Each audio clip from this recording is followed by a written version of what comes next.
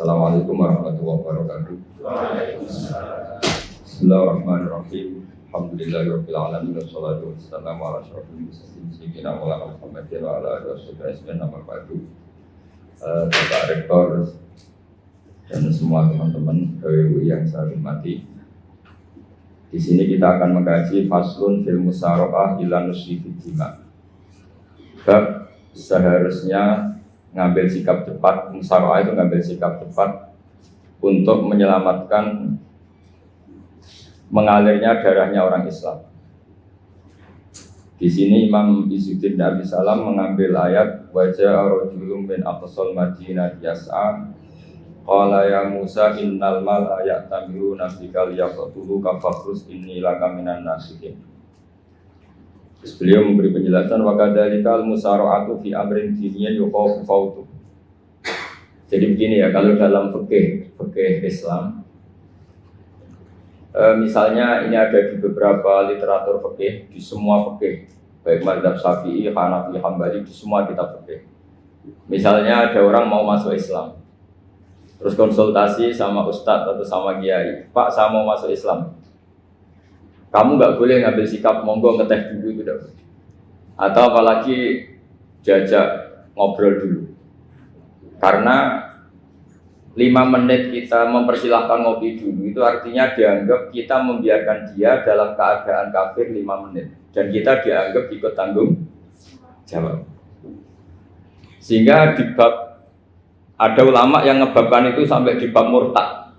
Termasuk murtad adalah orang yang dimintai mensyahadatkan non muslim kemudian disuruh ngopi dulu atau enggak. Karena dianggap pembiaran sekian menit masih berstatus kafir.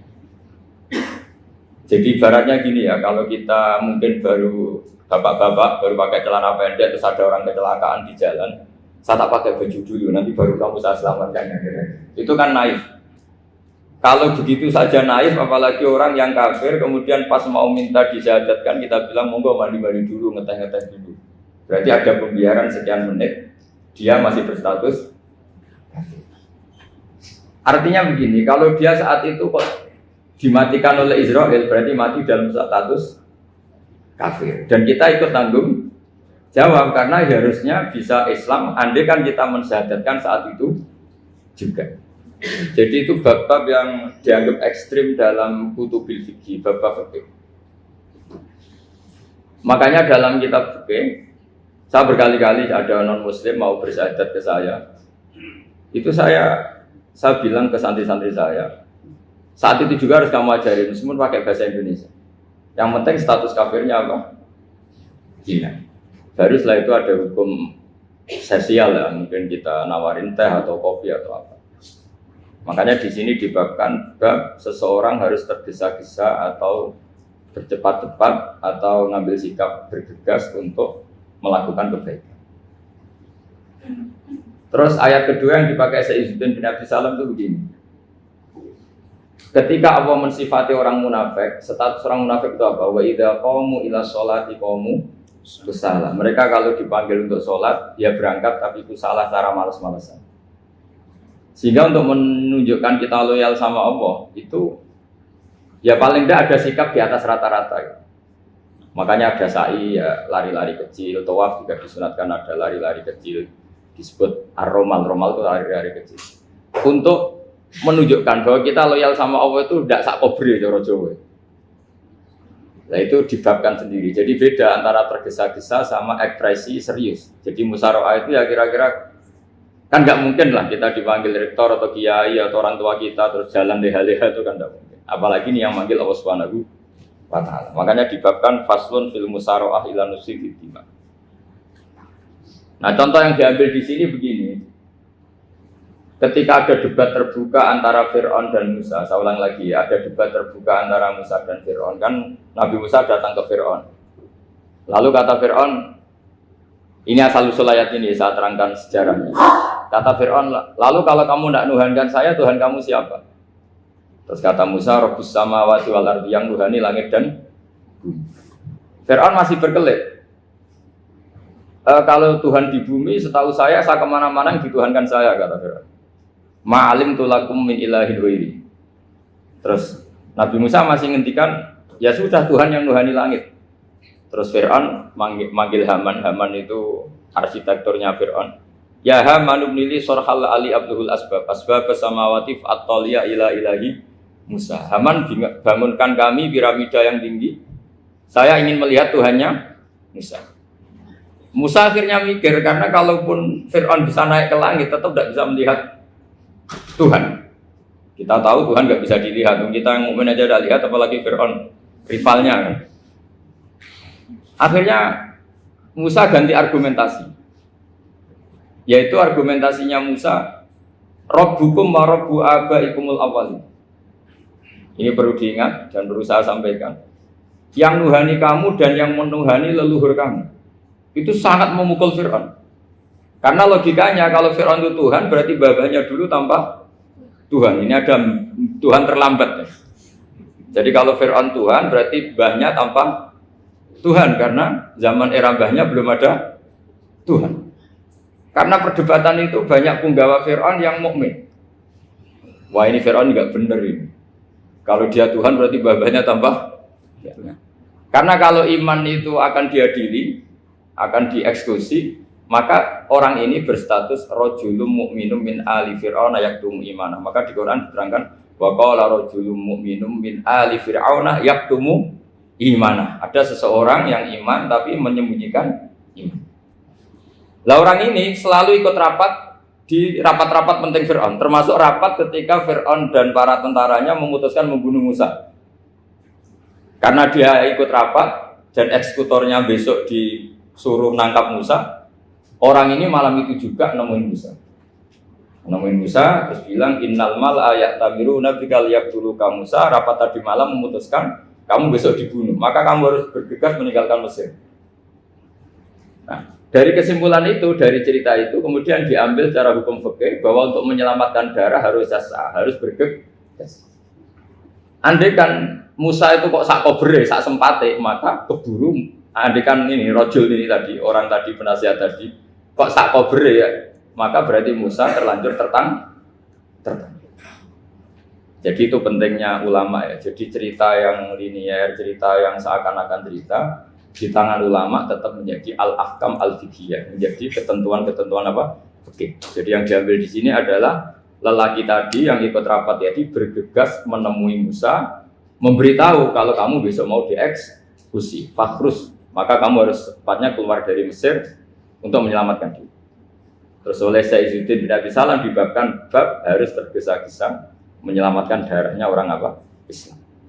Jadi ini penting saya sampaikan. Jadi Al-Qasas ya, semua cerita di Quran itu tidak sebagai cerita, karena Quran tidak ingin melahirkan pendongeng, tapi harus menjadi ibrah, menjadi teladan. Jadi makanya terus di kitab-kitab ulumul Quran diterangkan Al-Qasas ya, beberapa cerita di Quran adalah semuanya menjadi ketentuan fikih. Saya ulang lagi ya, semua cerita yang ada di Quran itu menjadi ketentuan fikih, meskipun alurnya apa? Cerita. Kayak tadi kan alurnya cerita bahwa lelaki ini bergegas nemui Musa supaya Musa cepat keluar dari Mesir. Terus dibabkan babul musaroah ilan musifik. Saya teruskan ya. Wa kama laro'ai nama yaktulu musliman lau tabtu'u alaihi lakota lagu fal musaroah ila takrisihi min wajibatun. Idlaisal unatu mahmudatan fi kulli syai'in balaha mawatin tuhmadu fiha wa mawatin tudammu fiha wa kadzalika al musara'ah wal lain wal dhulta wa ghairuhuma nas'alullaha ay wafiqona lil amal fi taati fi mawaqiha wa madhaniha. Terus cara berpikir ulama, saya pernah baca dalam satu sejarah ulama besar namanya Sufyan Ats-Tsauri. Sufyan Ats-Tsauri itu menjadi wali itu gara-gara kalau sholat di masjid itu beliau datang sebelum adzan. Saya ulang lagi, beliau datang sebelum adzan. Ditanya, kenapa kalau kamu datang sebelum adzan? Saya ini gak ingin jadi hamba yang buruk. Hamba yang buruk atau pembantu yang buruk adalah setempe nunggu dipanggil. Misalnya kita tahu majikan kita pasti manggil jam 7. Kemudian jam 7 itu Anda masih ngopi, masih tata-tata, itu kan tidak menghormati majikan. Harusnya kamu setempe di jam yang saat itu pasti majikan Anda Memanggil, kata beliau, saya tidak ingin seperti pembantu yang buruk, datang nunggu apa? Dipanggil. Jadi itu ada beberapa spirit ya, atau inspirasi dari aturan-aturan mahabbah. Sebab itu ketika Allah kritik orang munafik, wa idza qamu ila sholati qamu kusala, ketika dipanggil sholat mereka datang bermalas-malasan. Karena tidak ada cintanya sama Allah, maka datang berlambat-lambat. Nah, berarti kalau ekspresi cinta mengharuskan kita datang bercepat. Makanya dalam istilah lain di Quran ini termasuk balaghatul Quran. Di juz 25 itu istilah menuju Allah itu fafirru ilallah. Kita tahu firar itu maknanya lari apa jalan biasa? Lari. Jadi untuk mengekspresikan mahabbah kita, kangen kita pada Allah. Cara bahasa Arab, isyak kita, berontok kita sama Allah, tidak diistilahkan jalan tapi fafirru ilallah, harus bergegas berjalan. Begitu seterusnya. Maka kalau ada orang Islam terus ini konsekuensi hukum. Ada non-muslim minta, Pak Bahak, saya tolong ajarkan syahadat. Nggak boleh saya bilang gini, monggo ke dalam dulu. Padahal perjalanan ke rumah saya misalnya setengah jam, nggak boleh. Saat itu meskipun sambil berdiri-diri, harus kita tauhidkan. Kamu yakinnya Allah itu satu, Tuhan Allah. Harus. Karena kalau ada perjalanan ke rumah 5 menit, terus dia kecelakaan, belum syahadat, statusnya mati apa? Kafir. Dan kita ikut terlibat, karena sebetulnya bisa mengislamkan saat itu juga. Analoginya kayak tadi loh. Orang kecelakaan di jalan karena kita pakai celana pendek. Contoh Sirian saya tak pakai baju dulu. Habis itu dilides truk. Itu kan kita ikut salah karena kita yang punya kesempatan. Tentu yang disalahkan yang punya kesempatan. Karena merubah status dari potensi kelides truk menjadi sama sekali gak potensi kelides truk dengan kita inggirkan. Meskipun kita dalam keadaan tidak ideal. Sama. Orang kafir yang mau masuk Islam itu umumnya kiai-kiai kan kadang sebagian disuruh mandi dulu, itu salah. Itu salah sekali. Sangat salah. Apalagi nunggu seremonial di masjid, nunggal toko-toko itu bujutnya salah. Itu gak cuma salah, bujutnya salah. Jadi salah yang akut. Itu salah besar. Kalau seremonial monggo, tapi kalau mengislamkannya harus saat itu. Apalagi seremonial seminggu lagi nunggu tokoh terkenal, nunggu di syuting dulu, wah itu perilaku show, itu bukan mengislamkan itu. Makanya kita yang sebagai peneliti fikih itu kadang itu enggak srek gitu. Masa mau Islam nunggu di masjid dulu, di syuting dan tokoh-tokoh itu salah. Itu sama dia kamu lihat orang kecelakaan mau menyelamatkan, ini ada wartawan enggak? Minta di syuting dulu sedang mati ini apa? Jadi kita normal saja dalam Islam, sesuatu yang mendesak, yang emergensi ya perlakuannya harus cepat. Sehingga dibabkan faslun fil musaroah ila nusifid fitima. Jadi ada beberapa contoh di Quran memang aturannya seperti itu. Makanya semua redaksi Quran tentang menuju Allah diredakseno fafirru ilallah. Makanya di tawaf ada ekspresi romal, jalan agak cepat. Di sa'i juga ada momen-momen kita harus romal, berjalan cepat. Di beberapa aturan juga seperti itu. Ya saya ulang lagi. Di beberapa aturan Islam juga seperti itu. Nah sekarang efek di hukum haji. Saya banyak baca literatur haji. Haji dalam aturan Islam itu wujuban tarofian, wajib yang tidak langsung mendesak. Kemudian semenjak ada fakta kita harus nunggu, daftar tunggu. Itu kita sebagai ahli fikih itu gamang. Misalnya gini. Saya umur 20 punya uang, sekarang berapa daftar? 25 juta ya. Saya umur 20 punya uang 25 juta. Saya jomblo misalnya, ya butuh nikah, ya butuh macam-macam. Itu wajib daftar haji apa enggak? Karena kalaupun daftar nunggu 20 tahun. 20 tahun kan asumsi umum masih umur 40, masih hidup lah kira-kira sekarang. Nah sekarang kalau ada orang umur 50 tahun punya uang 25 juta. Menurut Anda wajib daftar saat itu apa enggak? Wong daftar saja bisa game gitu. Dan kalau misalnya umur 50 ditambah 25 kan 75. Itu kalau orang sumpah sudah cepat mati itu. Maka itu menjadi pertanyaan, apakah fikih ini kita rubah? Karena dulu kan orang itu longgar semua. Karena haji zaman Nabi pun tidak langsung dilakukan saat pertama diwajibkannya haji. Jadi Nabi punya sisi unik. Pertama ada tahun diwajibkannya haji, Nabi tidak langsung haji. Sebab itu ulama berkesimpulan kalau wajibnya haji tidak langsung. Maka fikih itu memang unik. Sholat juga gitu. Ada istilah begini dalam sholat. Watajibus sholat ala kulli muslimin wujuban muwassa'an. Di semua kitab fikih takbirnya seperti itu, redaksinya. Wajib sholat dilakukan orang Islam wujuban muwassa'an, wajib yang ada longgarnya. Sehingga ketika zuhur jam 12 WIB, kita dengar azan, boleh sholat setengah 1, jam 1, setengah 2, jam 2. Karena memang wujuban muwassa'an, memang ada batas akhir waktu misalnya sampai setengah 3. Nah problemnya begini, misalnya setengah 1 Anda pasti dipanggil majikan kamu yang diharuskan melakukan satu aktivitas, misalnya Anda pilot, yang nggak mungkin sholat lagi di kokpit. Apakah status wujuban muwassa'an wajib yang longgar menjadi hilang karena setelah itu tidak ada kesempatan lagi sholat? Apa tetap kita sebagai ahli Islam yang agak balelo tapi alim, misalnya ya sudah tetap jadi pilot?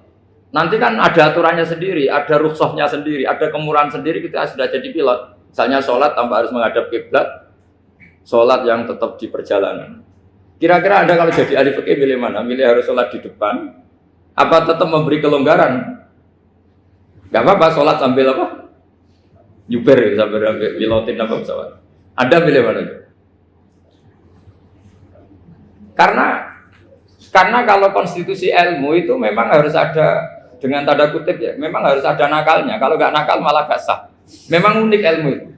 Karena ilmu itu kalau dipaksakan lurus terus, itu nanti malah bengkok karena menghilangkan rukhsahnya Allah, kemurahan Allah.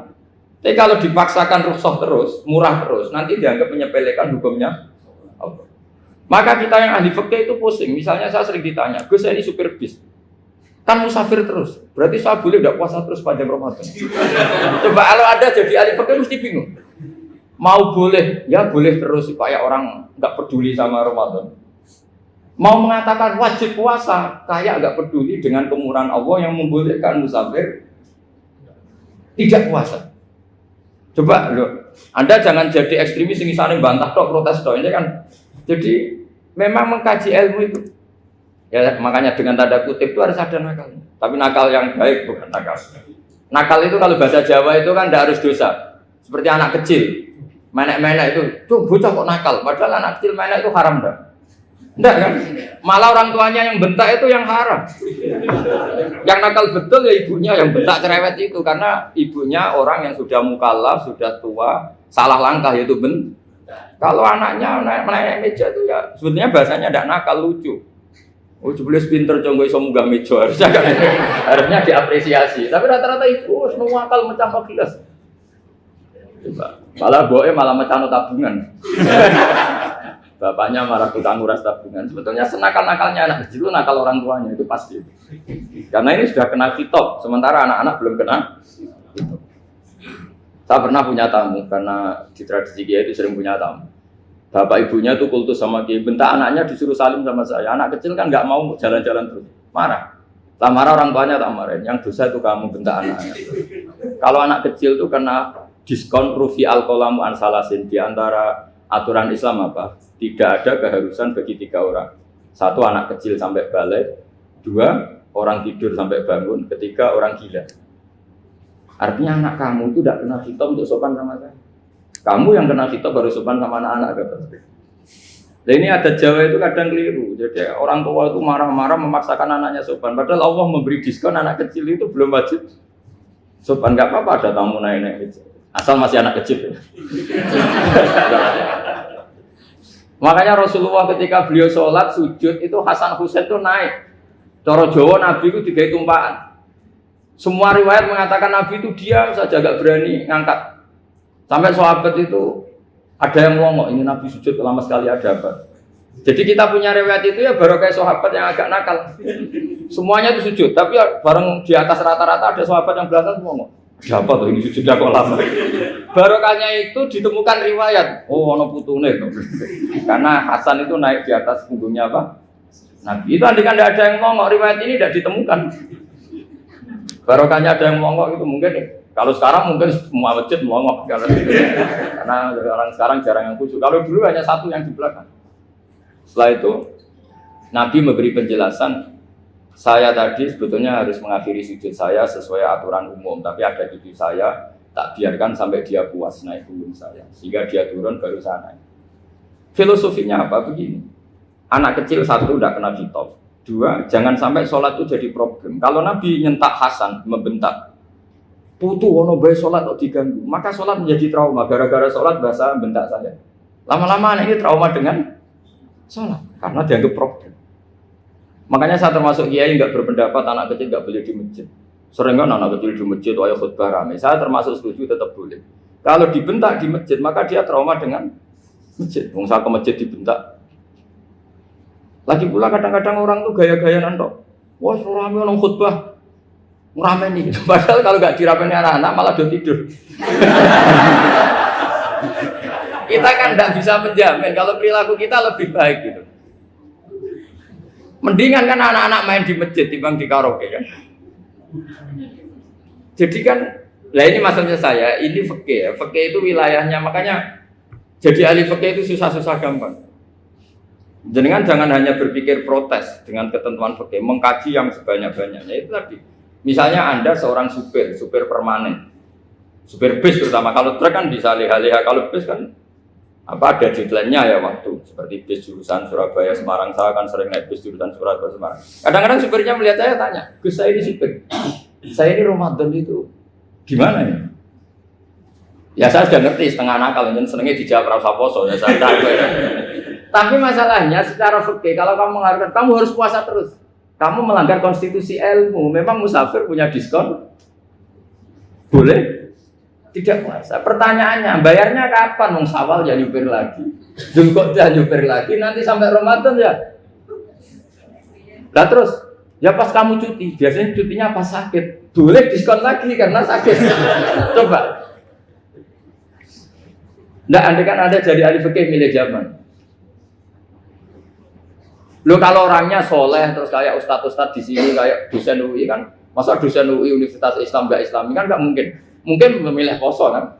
Masalahnya ini kan hukum untuk orang kebanyakan, nggak boleh hukum musuh gak kuat. Sahur jam 3:30, ngombe vitamin pokoknya harus kuat. Itu udah hukum, itu saran. Hukum itu beda dengan saran.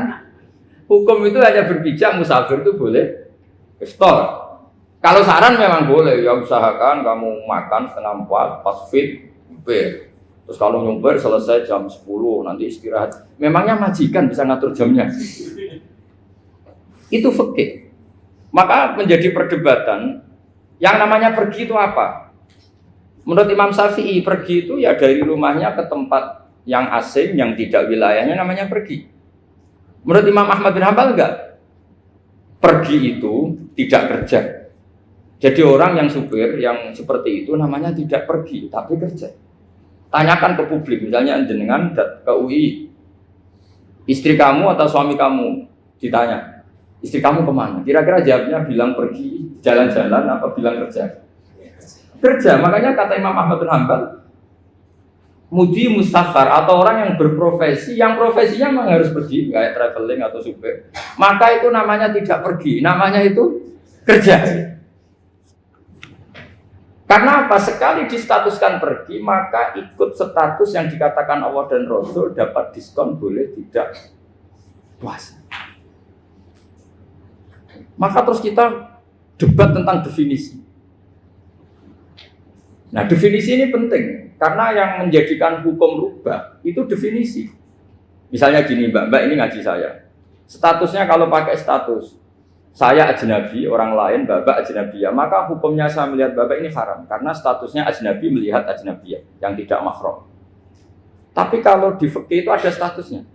Di antara lelaki boleh muwajahah sama perempuan adalah 1 untuk belajar, 2 untuk muamalah, 3 untuk kesaksian, 4 untuk pengobatan. Itu kan ada pengecualian-pengecualian. Sehingga statusnya sekarang Mbak itu belajar, apa ini melihat Gus Bah atau Gus Bah itu mengajar atau ingin melihat Mbak? Itu statusnya bisa rubah. Makanya kalau sebetulnya kalau kita marung di warung misalnya Padang, kita nggak pilah-pilah, kebetulan pelayannya perempuan itu masih bisa dipilah secara fikih. Saya muamalah marung, cuma kebetulan penjaganya. Tapi masalahnya Pak ini punya daftar penjaga yang cantik, itu yang masalah. Maka pertanyaannya itu marung ke situ demi marung, apa demi melihat? Tidak jawab saja. Demi marung apa demi melihat? Kalau demi marung sepaket yang penjaga yang sangar-sangar juga banyak. Akhirnya kalau demi makan, penjaga yang cowok kan banyak. Kalau demi melihat, berarti yang dihitung kan niatnya. Berarti karena muamalah apa karena melihat? Melihat. Itu status. Jadi makanya kalau mudi musafar itu namanya orang pergi atau orang kerja? Orang kerja. Maka menurut pikirannya Imam Ahmad bin Hambal, seperti itu harus puasa. Karena dia adalah pekerja, bukan musafir. Lalu dalam masalah jumlah 3 hari misalnya. Kalau dalam fikih kita, nggak saya kenapa ngomong fikih terus ya, karena banyak yang melupakan fikih. Jenengan pergi haji. Zaman Nabi haji itu jamak dan qashar terus. Padahal hajinya Nabi itu, haji itu minimal kan berapa hari minimal itu? 9, 10, 11, 12. Sebenarnya haji itu minimal hanya 4 hari. Karena 13 Dzulhijjah bisa nafar apa? Awal. Kalau nafar awal berarti nggak ada kewajiban nafar sani. Berarti yang wajib betul kan 9, tanggal 9 wukuf di Arafah, terus 10 biasanya ifadah sama balang jumroh apa? Akobah, terus 11, 12 itu kan sudah boleh cabut karena apa? Nafar apa?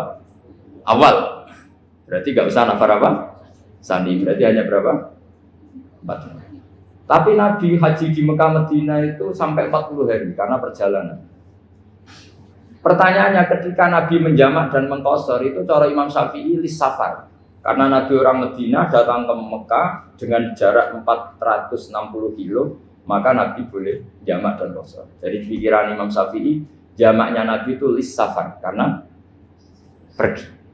Cara pikiran Imam Malik enggak, jawabnya Nabi itu lin nusuk. Nabi menjamak sholat itu karena melakukan ibadah haji. Efeknya adalah orang Mekah kalau haji itu cara Imam Malik meskipun jaraknya dekat boleh apa? Boleh apa? Qashar, boleh jamak qashar. Lalu terus ada pertanyaan fikih lagi. Lalu jamak qashar itu karena pergi apa karena masyaqqah? Karena repot. Coba kalau sampean kira-kira jawab. Misalnya kita orang kaya bawa uang 1 miliar naiknya Alphard, ada supirnya, ada ajudannya. Pergi di jarak 100 kilo. Masyarakatnya kan tidak ada sama sekali, apalagi di tol kebetulan tidak macet. Kira-kira boleh jamak enggak? Boleh Gus karena pergi, tapi kan nggak ada repotnya sama sekali. Dibanding misalnya yang ngebis bawa beras 1 pintal gitu kan, udah gitu suruhan orang lagi kan pusing. Maka fikih ini untuk memberi hukum itu kalau fikih itu menstatuskan dulu. Ini orang boleh jamak itu karena masyaqqah apa karena safar. Lalu kalau setelah karena safar itu karena jaraknya apa tingkat masyaqqahnya. Kalau karena jaraknya ya tidak juga. Tidak juga gini maksudnya. Mungkin Anda tidak pernah terpikir begini. Kalau saya mau ke Jakarta, kemudian sampai Purworejo itu sudah waktu zuhur. Saya boleh nggak zuhur di situ sama masak? Boleh kan? Padahal perjalanan saya belum capek. Artinya nunggu boleh jamak itu setelah kita menempuh jarak itu apa menuju, sedang menuju dan niat. Sedang menuju dan niat. Misalnya saya mau ke Jakarta, saya orang Sleman mau ke Jakarta, itu sampai mana itu Magelang itu sudah boleh jamak kan? Boleh nggak? Boleh karena saya mau ke. Nah pertanyaan secara fikih mungkin Anda tidak terlintas. Ternyata ditelepon sama istrinya nggak jadi pergi. Padahal sholatnya kadung di jamak, zuhur dan asar. Apakah setelah di rumah sholat lagi? Teman nggak pernah mikir gitu. Karena tidak nekuni fikih. Jadi orang fikih itu sudah pusing, makanya jangan diprotes terus. Kita ini sudah pusing, tapi orang tuh enak aja protes terus. Nggak menurut jenengan nanti wajib sholat lagi enggak? Dia bolehnya jamak kan berdasar berstatus musafir. Ternyata setelah Magelang ditelepon istrinya nggak jadi. Dia kadang sholat zuhur dan asar. Setelah pulang masih jam 1. Terus ada asar, wah bukan sholat. Kalau ada sholat lagi apa ada? Jangan saran. Kalau saran, wah sebaiknya sholat lagi. Itu tidak hukum, itu saran itu namanya. Saran dengan hukum beda. Sholat lagi pada. Loh, ketika ada jaga itu berdasar malas atau berdasar hukum? Apa?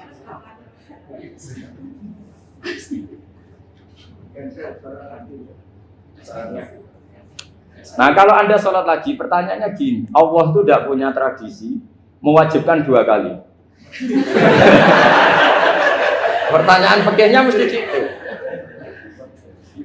Dan saat Anda di Magelang menjama itu melakukan sesuatu yang disahkan oleh agama. Berarti pas Anda jamak zuhur asar, sesuatu pas melakukan itu kan berstatus sah dan boleh. Meskipun setelah itu ada masalah, istri kamu nelpon terus pulang. Tapi pas itu kan sudah dinyatakan oleh malaikat sah, Anda sudah zuhur dan asar. Kalau melihat itu tidak wajib mengulang. Tapi bisa saja malaikat ada yang usil. Itu sah karena Anda berstatus musafir. Berhubung status Anda hilang, maka poin Anda sudah sholat juga hilang. Kamu milih fikih yang mana?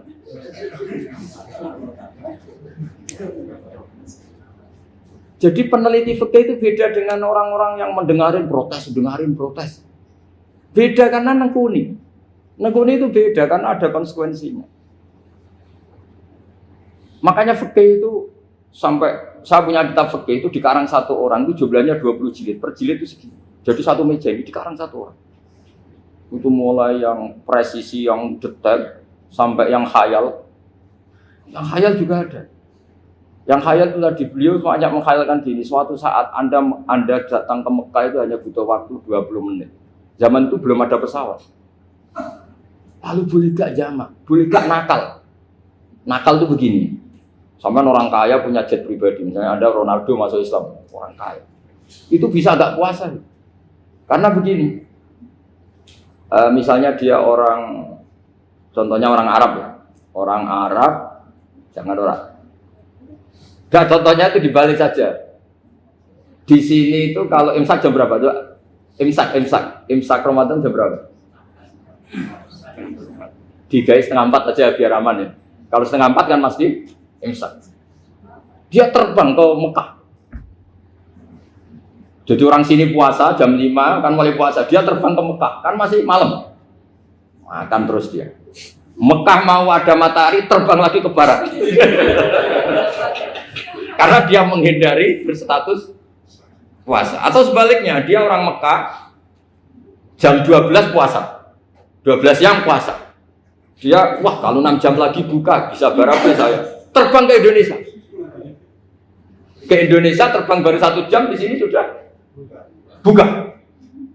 Itu khayal. Jadi itu ada khayalnya. Itu lama dulu, sebelum ada pesawat sudah mengkhayal gitu. Bolehkah orang yang di Masyrik ke Maghrib demi itu? Kalau Anda jadi Raja Salman, jam 1 kok sudah nggak kuat apa?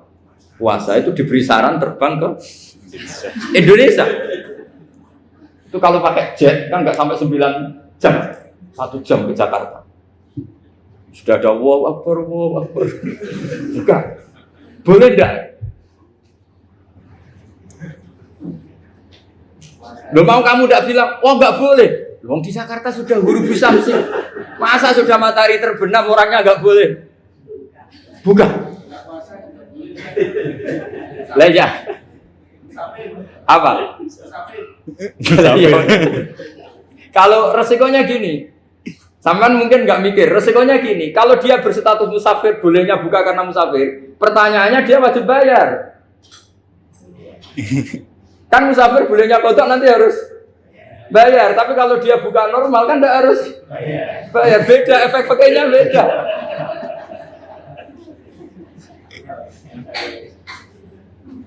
Sama jangan protes, Gus Baik gimana mau ngaji malah tidak senang. Ini kan ngajinya para dosen, para pegawai, jadi harusnya itu jadi mufti, ngaji untuk jadi mufti, bukan ngaji untuk mendengarkan. Jadi makanya saya mohon jangan sering protes sama ulama itu sudah pusing. Karena efek-efek hukum itu tidak gampang. Kayak tadi misalnya, kalau dia boleh buka atas nama musafir, resikonya wajib bayar. Masalahnya Raja Salman ini mau enggak gitu. Dia inginnya. Maka pertanyaannya itu kitab yang milik saya tadi yang 20 jilid tadi. Ulama itu mulai dulu sudah membayangkan bagaimana kalau suatu saat ada satu kendaraan. Kenapa ulama bisa membayangkan itu? Karena ada buruk. Meskipun mereka nggak numpak buruk hanya Rasulullah, tapi kan bisa bayangkan ada toyul waktu itu bisa dilipat. Karena ulama dulu ahli astronomi, jadi bumi itu bulatnya gini, muternya gini. Berarti suatu saat ada satu ilmu di mana orang ambil satu posisi terus melewati toyul waktu, ngalami lintasan waktu. Mulai dulu itu sudah dibicarakan.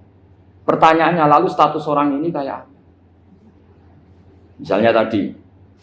Misalnya tadi orang Mekah ingin cepat buka terbang ke Indonesia. Orang Indonesia menghindari imsak, misalnya 3:30, dia belum sahur. Wah kalau saya di Indonesia ini sifatnya sahur.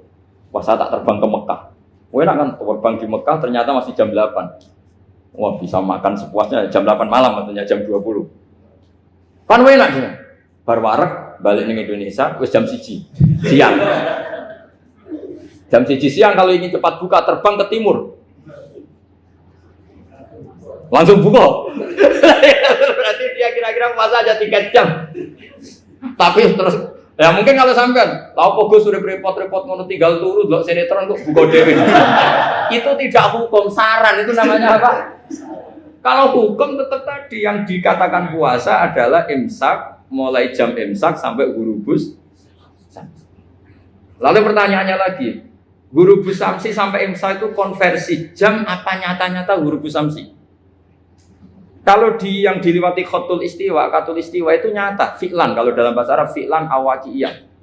Tapi kalau Anda orang kutub, saya sering kirim-kiriman surat sama mufti-mufti yang ada di Timur Tengah, di Eropa, konsultasi maksudnya. Orang kutub itu kan tidak ada matahari, tidak ada apa-apa. Jika kalau Anda baca kitab di kutub, mesti Gus Bak darah pembohong. Misalnya orang kutub ngaji saya, kamu harus subuh sebelum matahari terbit. Sekali matahari terbit, waktunya hilang. Duhur setelah matahari agak ke barat. Asar kalau matahari terbenam, hilang waktunya. Terus mereka bisa bilang, mataharinya di mana? Maka pertanyaannya, boleh gak mengkonversi waktu untuk orang kutub? Jadi misalnya pola umum subuh jam 4:30. Berarti antara subuh dan qadha itu 1,5 jam. Subuh sama zuhur polanya berapa berarti? Kalau 4:30 sampai jam 12 itu 6 sama 7,5. Berarti ya kira-kira habis subuh nunggu 7,5 jam baru zuhur. Nunggu 3 jam baru asar. Nunggu 3 jam baru maghrib. Berarti waktu puasa kira-kira antara jam 4 sampai jam 6. Berarti berapa jam itu? 12 sama 2. 14 jam. Oke, berarti orang kutub harus puasa 14 jam. Tidak bergantung waktu mata. Tapi ada lagi pertanyaan lucunya gini. Lalu 14 jam Gus itu dimulai dari mana? Apa asal 14 jam? Apa harus ada konsensus setarnya? Masih ada PR lagi. Menurut kamu gimana? Ada konsensus setarnya dimulai jam 4 dini hari. Apa asal jumlahnya? Imsak 14 jam. Mikir lagi kan? Itu di Denmark itu ada satu musim di mana siang terus sampai sekian bulan. Siang terus sampai orang sana itu capek. Kenapa ada siang terus? Logikanya kan tadi bumi itu bulat-bulat. Saya juga belajar falak astronomi. Kalau tepaan kamu di sisi yang barat agak utara atau agak selatan, matahari ini nyentrong terus.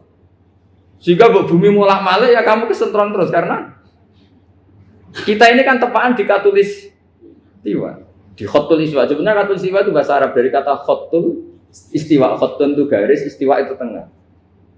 Lah, Islam itu oleh Allah memang dipilih di tempat paling top yaitu Mekah. Mekah Ka'bah itu surratul ardi. Jadi sebelum ditemukan ilmu astronomi itu Nabi sudah ngendikan Al-Ka'bah surratul ardi. Ka'bah itu pusarnya bumi. Sehingga di Ka'bah itu satu-satunya area yang terbebas dari medan magnetis. Karena dari utara dan selatan benar-benar di tengah. Maka potensi jam paling akurat di dunia itu hanya jam yang di Mekah itu. Karena apapun akuratnya teknologi di Amerika atau Jerman, karena jam itu dari logam tetap ketarik medan magnetis, entah berapa 00, tetap kena. Misalnya jam di Jerman, lebih dekat mana kalau Jerman? Mesti ketarik medan magnetis, entah berapa kadarnya. Karena materi jam dari logam. Sementara di Mekah, karena di tengah, itu terbebas dari medan magnetis. Nah, sehingga yang segaris dengan Mekah kayak Indonesia itu semuanya khotul istiwa.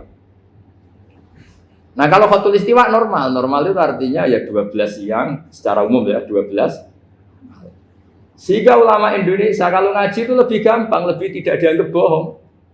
Karena ya ada terbitnya matahari, ada zawalus syamsi, ada hurubus syamsi. Coba kalau kitab itu Anda baca di kutub utara sama kutub selatan. Murid kamu bingung semua. Ini gimana Ustadz, tidak ada matahari kok semuanya diukur pakai matahari. Lalu pertanyaannya dikonversi kan? Pertanyaannya kalau dikonversi pakai apa? Asal 14 jam, apa harus sepakat dimulai jam berapa? Milih mana? Milih sepakat. Pertanyaannya kalau sepakat, ukurannya siapa yang jadi ahlul halli wal aqd?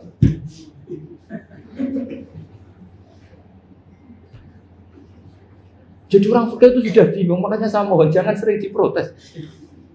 Saya pernah ketemu ulama, saya kan sering ikut komunitas di New York, itu andekan di Bur, itu pas persis Ka'bah.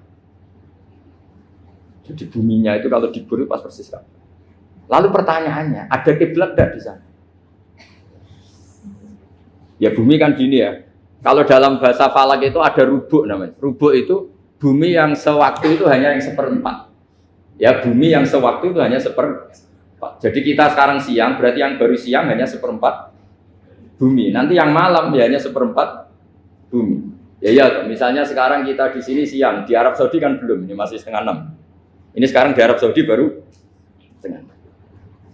Lah itu ada daerah di mana dengan Ka'bah itu pas atas sama bawah.